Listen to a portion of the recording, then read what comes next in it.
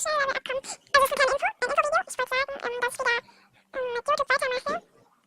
Ich höre nicht auf, weil das YouTube ist voll cool und ja, ich höre gleich nie auf mit YouTube, außer wenn ich etwas groß bin. Danke, Elina, dass du gesagt hast, dass ich nicht mit YouTube aufhören soll, weil mir ist auch wichtig, dass ich nicht aufhöre, nur an dem Tag dachte ich nur, ich bin nicht gut für euch. Also für YouTube meine ich. Weil, ja. Und das ist nur ein kleines Infovideo. Ja, also ihr könnt mich gerne abonnieren. Oder ich werde nachher nochmal